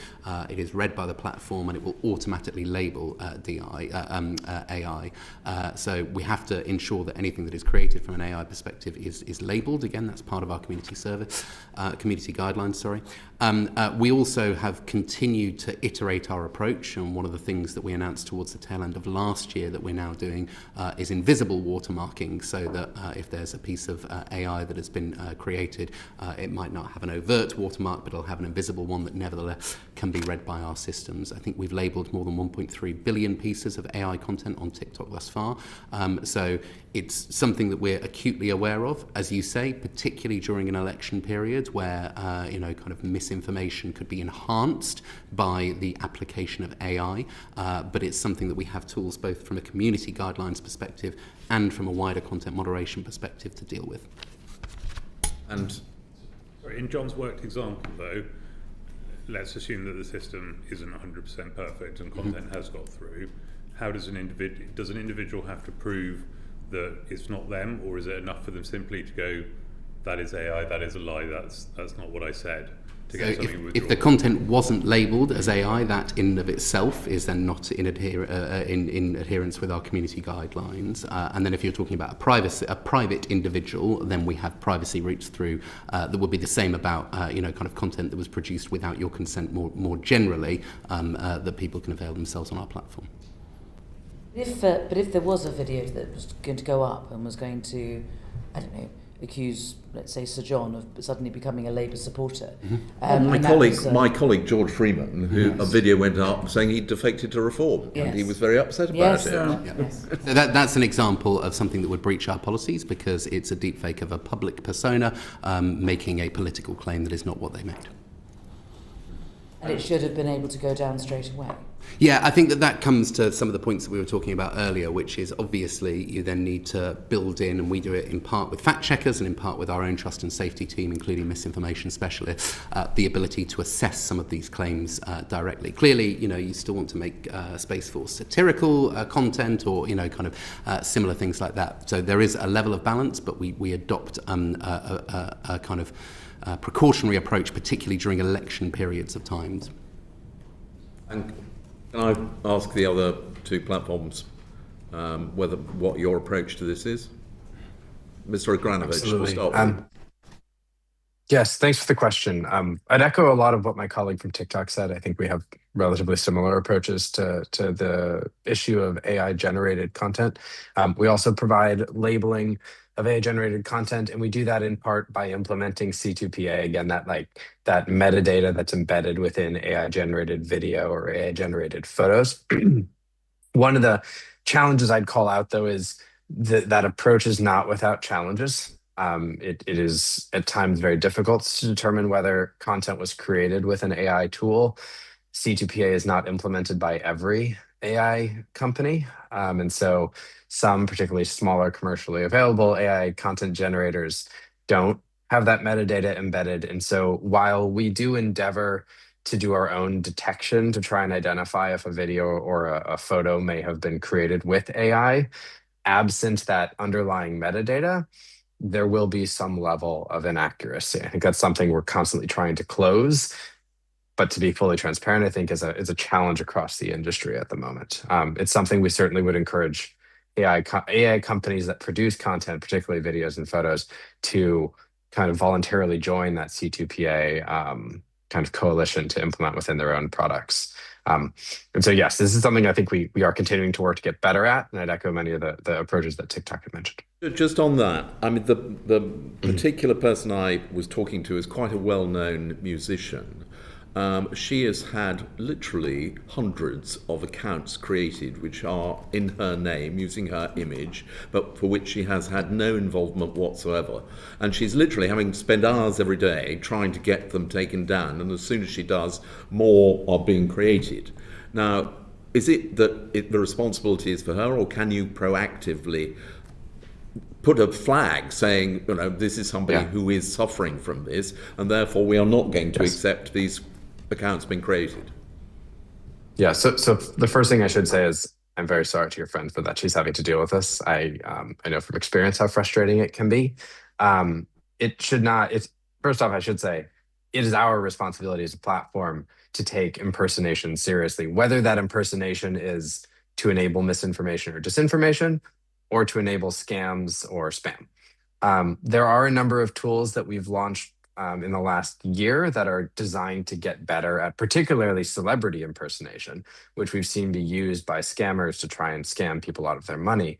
And so the short answer is yes, there are programs that we can put in place to try and do more of that proactive detection. There are also some steps that we can suggest to people who are the target of impersonation that can make our automated systems more effective if they take a few certain steps with their own accounts. And to the point of your friend in particular, we do have a team based in London. Certainly, we'd be happy to follow up on ways that we might be able to address that particular case. Well, I'd be gratefully well. I mean, she actually she came to talk to a group of us as members of Parliament to express her frustration that this was happening and that she'd been unable to tackle it. So I will certainly put you in touch. Mr. Fernandez. I appreciate that. Thank you. Yeah, certainly. I'd welcome more details if you're... Not specifically about her, but what is X doing to prevent individuals having their personality used without their consent, potentially on a massive scale? Yeah, well, firstly, we have a clear policy on authenticity, right? So deceptive identities and trying to create deceptive personas is against our rules. And so similar to the other platforms, we have programs in place to help address that at scale. I mentioned before, we see that often in times of elections, the attempted impersonation of candidates or public figures or members of elected office. We also have our synthetic and manipulated media policy, which sort of addresses it at just a content level. And finally, we have community notes, again, which addresses potentially misleading information at the content level. But I think what you're talking about is the authenticity of the account, and similar to other platforms, we have ways of scaling enforcement there, just depending on the individual case. I mean, respectfully, Mr. Fernandez, by embedding Grok into X, and the UK basically had to threaten legislative action to get X to stop allowing Grok to produce sexualized images of women and children, with no attempt to moderate by X at all. I mean, you talk about being a marketplace for ideas, but that is peddling paedophilic images for profit.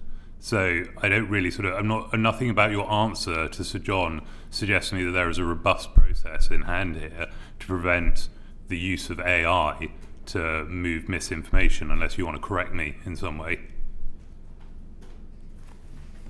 So we've implemented a whole host of measures to ensure that that incident does not occur again.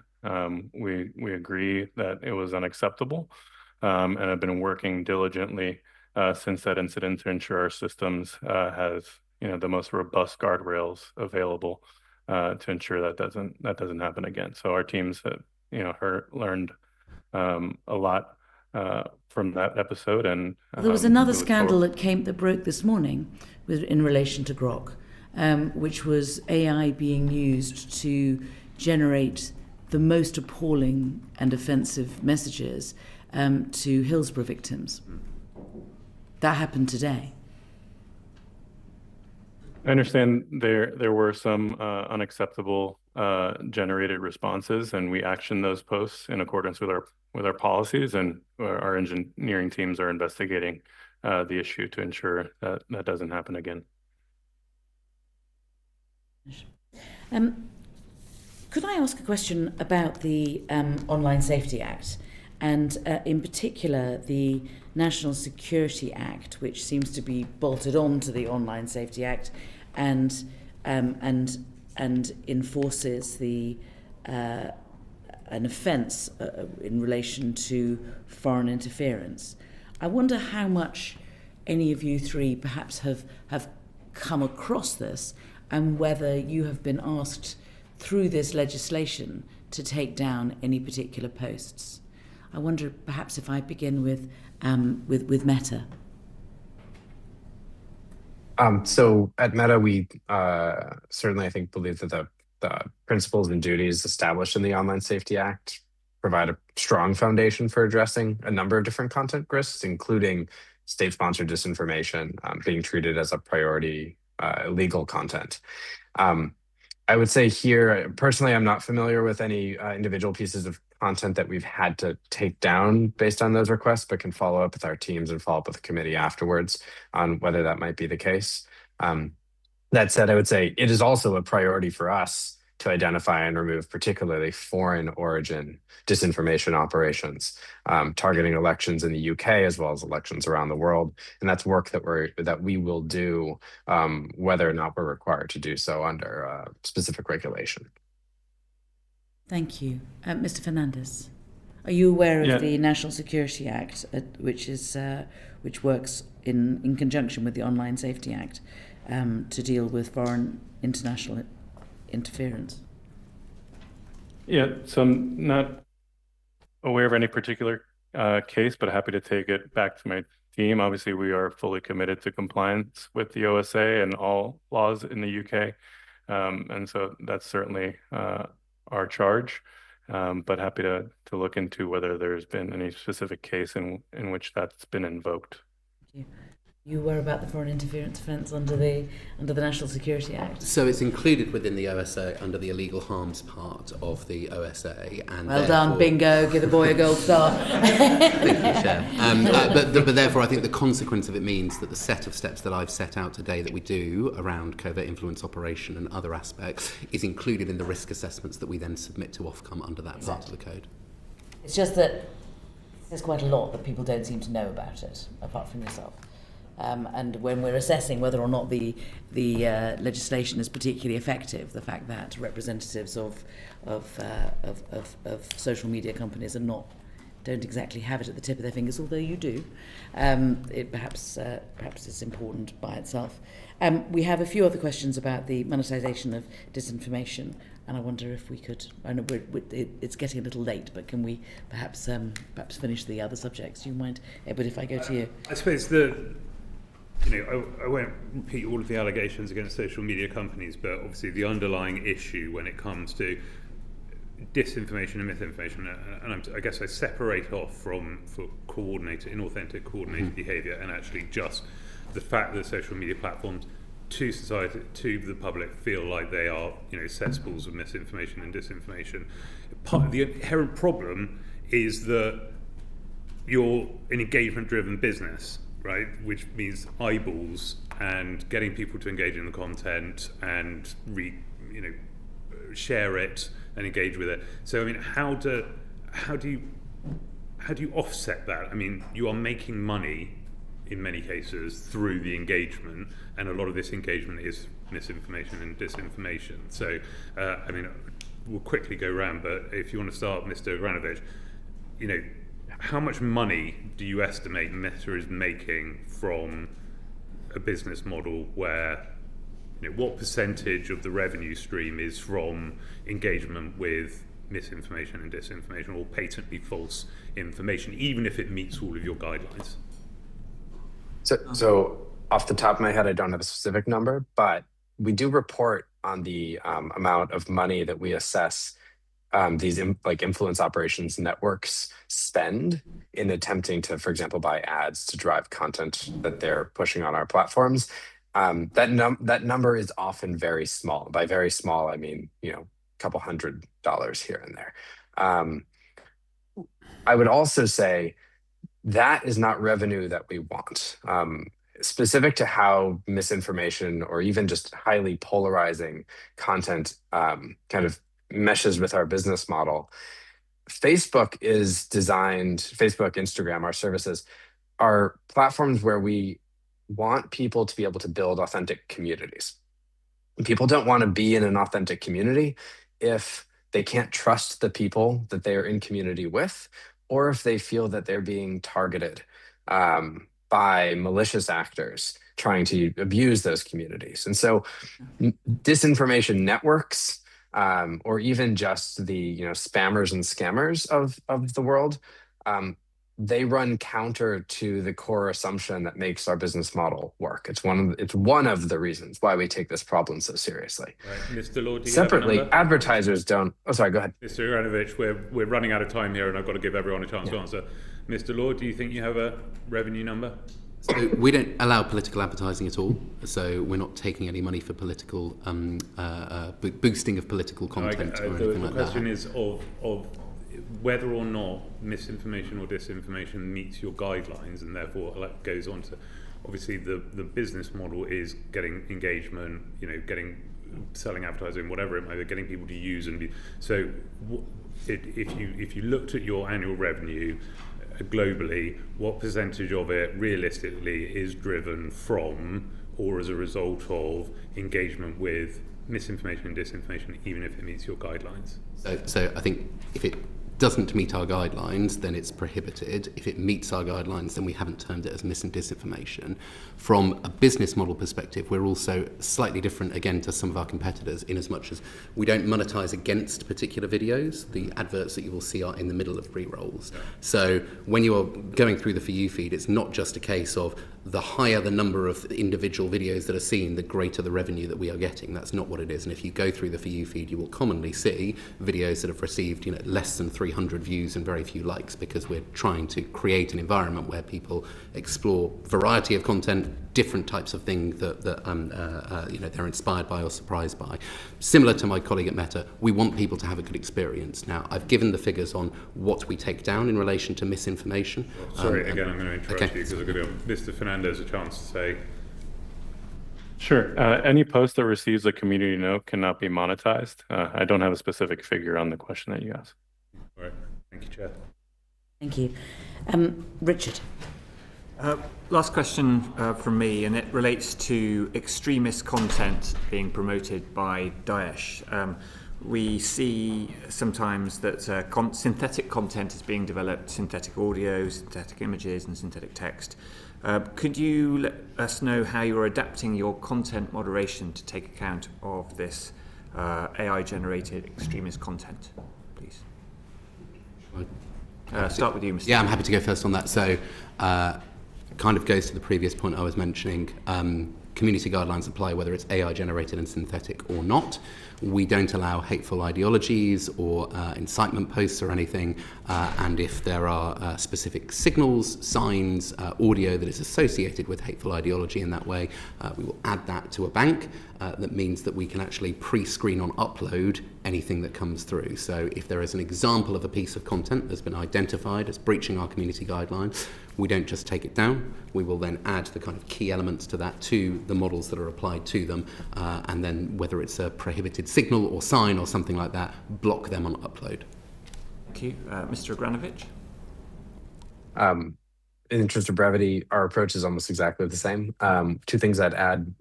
The first is we also don't allow hateful iconography. And so if, for example, synthetic content was produced on behalf of Daesh but included specific symbology that they would use in their content, that would also be enough for us to enforce, again, whether it's AI or not AI generated.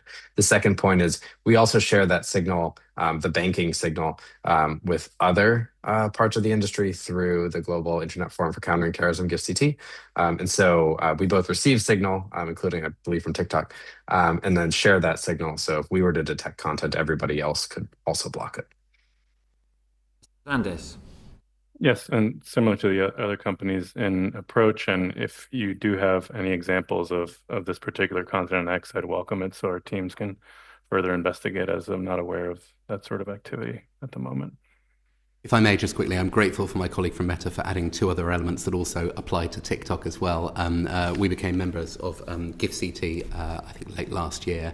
It does bring me to one of the things that I wanted to make to this committee today, which is, along with the recommendations that you're considering around, kind of the wider set of value chain, I think from a TikTok perspective, we're very keen to have continued and greater involvement in these sorts of conversations. We unfortunately weren't invited to be part of the Defending Democracy task force that UK government has previously previously run. Similarly, we still face restrictions on the parliamentary estate, despite the fact that the UK government itself is on TikTok, and that the TikTok device approach is exactly the same and commensurate as our other competitors under the UK mobile device management policy. So from our perspective, we have a great desire to be further involved in conversations, and would welcome any assistance that the committee can give on that front. Thank you. And I thank all three of you for giving us the huge amount of time you have today. It's been quite an intense 2 hours. We have learned a great deal, and we're very grateful to you for giving your time. If you don't mind, we are likely to go through the transcript, and where you have said you will get back to us on things, I may write to you and ask you specifically if you could give us the additional information, perhaps beginning with Mr. Fernandez with who it is we talk to in Britain. But thank you all very much indeed. Thank you for your time. Order.